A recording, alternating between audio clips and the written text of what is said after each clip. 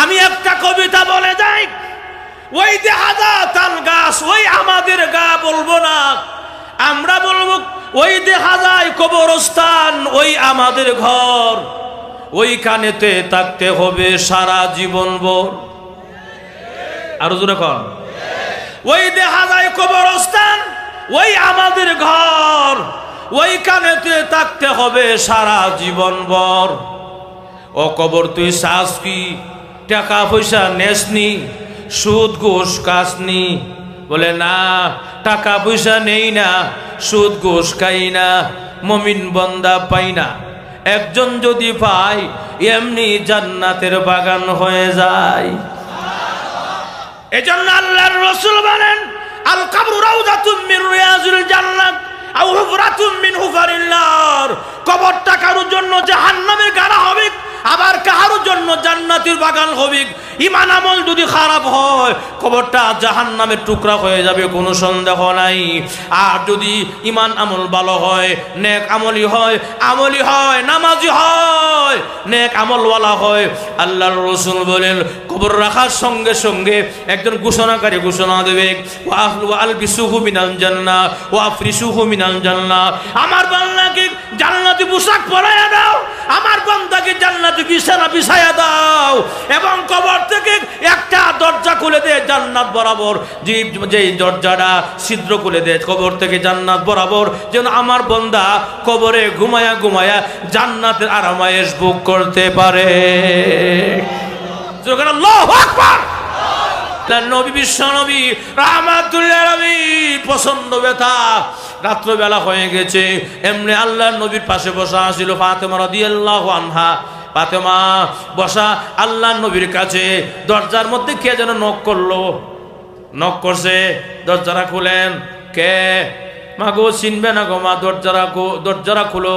দরজা খুলে দেখে আসমান আর জমিনে একটা লোক দাঁড়ায় আছে। এত বিশাল লম্বা লোক দেখে ফাতেমা রাদিয়াল্লাহু আনহা চিৎকার মেরে বসে গেছে। জোরে কন্যা সুবহানাল্লাহ।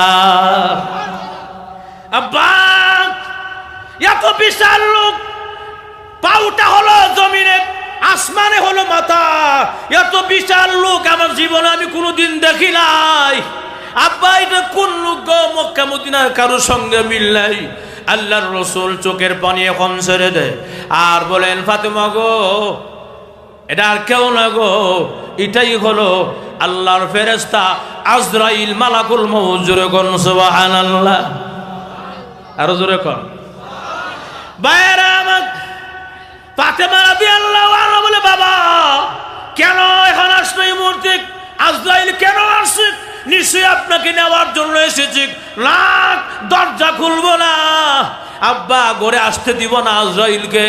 আল্লাহর রাসূল চোখের পানি এখন ছেড়ে দেয় আর বলে, ফাতেমা গো, আজরাইল এমন একজন ব্যক্তি, কোন দুনিয়ার পয়গম্বরের কাছে অনুমতি চায় নাই, কোন ওলি আউলিয়ার কাছে পারমিশন চায় নাই, আমার কাছে পারমিশন চেয়েছে, অনুমতি চেয়েছে। একমাত্র আমি হলাম পয়গম্বর, আমার কাছে পারমিশন নিতে হয়, না নিয়ে ঢুকতে পারবে না গো মা। তবে শুনো গো মা, আজরাইলকে আটকায় রাখা যায় না গো মা, দরজা দিয়ে আটকায় রাখা যায় না, ছিদ্র দিয়ে আসতে পারে। যেই কোনো সময় আজরাইল মালাকুল মউত হাজির হয়ে যাবে গো মা, দরজাটা খুলে দাও। দরজা খুলে দিলে আল্লাহর নবী বিশ্ব নবী রাহমাতুল্লিল আলামিনের সামনে আয়েশা বসলেন মাতার পাশে। এমনি বলেন, ইয়া রাসূলুল্লাহ, ইয়া হাবিবাল্লাহ, যদি আপনি বলেন গো এখন আপনাকে আমি নিয়ে যাব, যদি পারমিশন দেন নিয়ে যাব, আর পারমিশন যদি না দেন আপনাকে আমি আবার খালি হাতে চলে যাব। তবে শুনুন গো, আপনার মাহবুব, আপনার রব, আপনার দিদার অপেক্ষায় আছে। জোরে কন্যা সুবহানাল্লাহ। ভাইরা আমার, আল্লাহর নবী বলেন, এরা জিবরাইল আজরাইল, বুঝলাম তো অসুবিধা নাই, দুনিয়া থাকতে চাই না, চিরকাল থাকার জায়গা নয়। এ গাজীপুর শ্রীপুর মামলার মানুষ, আনসার রোডের মানুষ, রাসূল নিজেও বলেছেন এই দুনিয়া থাকার জায়গা না, থাকবো না, থাকার ইচ্ছাও নাই। ঠিক নেই? আমরা কি থাকতে পারবো? এখন আসুন ভাইয়েরা আমার, আল্লাহ নবী বিশ্ব নবী বলেন, আজরাইল বসো, দেখি আমার আজরাইল জিব্রাইল আসে কিনা। জিব্রাইল অপেক্ষায় আছি। এমনি বলেন জিব্রাইল সালাম দিয়ে কই, ইয়া রাসূলুল্লাহ, ইয়া হাবিবাল্লাহ, আপনি মন খারাপ কেন, কান্দেন কেন গো? আপনি কি আয়েশার মায়া কান্দেন? না। হাসান হুসেনের মায়া কান্দেন? না। কার মায়া কান্দেন? জিব্রাইল, আমি একমাত্র কান্দি আমার উম্মতের চিন্তা। জোরে করুন না সুবহানাল্লাহ। আমার উম্মতের কি অবস্থা হবে, আমার উম্মত এতিম হয়ে যাবে, আমার উম্মতের জিম্মাদার গার্জিয়ান কে হবে? এমনি আল্লাহর পক্ষ থেকে জিব্রাইল জানায়া দেয়, আগো নবীজি, আপনার টেনশন করার কোনো কারণ নাই, চিন্তা করার কোনো কারণ নাই। মহান আল্লাহ জানায়া দিয়েছেন আপনার অবর্তমানে মহান আল্লাহ রব্বুল আলামিন আপনার উম্মতের গার্জিয়ান হয়ে যাবে। বাইরে আমার যে কথাটা বুঝাইতে চাই, সুপার পাওয়ার নবী, শ্রেষ্ঠ নবী, ওই নবী পর্যন্ত থাকতে পারে নাই, আপনি আমিও থাকতে পারবো না, ঠিক নেই? তাহার জায়গা না, থাকতে পারবো না। এই জন্য এই দুনিয়া তাহার জায়গা নয়।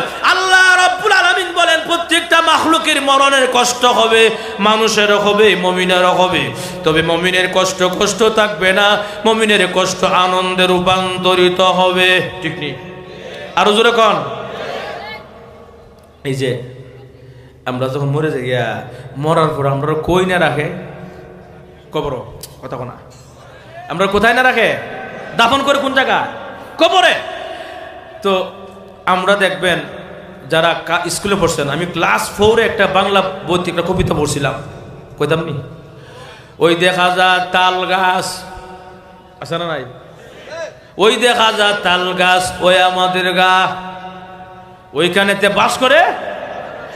অবুগি তুই শ্বাস কি ফান্তাবাদ কাশনি বলে না, ফান্তা আমি খাই না, ফুটি মাছ পাই না, একটা যদি পাই এমনি ধরে গাবুস কুবুস খাই, আছে না নাই? জোরকন আছে তো। আমি একটা কবিতা বলে যাই, ওই দেখা যায় তাল গাছ, ওই আমাদের গা বলবো না, আমরা বলবো ওই দেখা যায় কবরস্থান, ওই আমাদের ঘর, ওইখানেতে থাকতে হবে সারা জীবন ভর। আরো জোরে কন। ওই দেখা যায় কবরস্থান, ওই আমাদের ঘর, ওইখানেতে থাকতে হবে সারা জীবন ভর। ও কবর তুই শ্বাস কি টাকা পয়সা নেসনি, সুদ ঘুষ খাসনি? বলে না, টাকা পয়সা নেই না, সুদ ঘুষ খাই না, মুমিন বান্দা পাই না। একজন যদি পাই এমনি জান্নাতের বাগান হয়ে যায়। এজন্য আল্লাহর রাসূল বলেন, আল কবরু রাউযাতুম মিন রিয়াজিল জান্নাত আও হুফরাতুম মিন হুফারিন নার। কবরটা কারোর জন্য জাহান্নামের গাড়া হবে, আবার কারোর জন্য জান্নাতের বাগান হবে। ঈমান আমল যদি খারাপ হয় কবরটা জাহান্নামের টুকরা হয়ে যাবে, কোনো সন্দেহ নাই। আর যদি ঈমান আমল ভালো হয়, নেক আমলি হয়, নামাজি হয়, নেক আমলওয়ালা হয়, আল্লাহর রাসূল বলেন কবর রাখার সঙ্গে সঙ্গে একজন ঘোষণাকারী ঘোষণা দেবে, ওয়া আলবিসুহু মিনাল জান্নাহ ওয়া আফরিসুহু মিনাল জান্নাহ।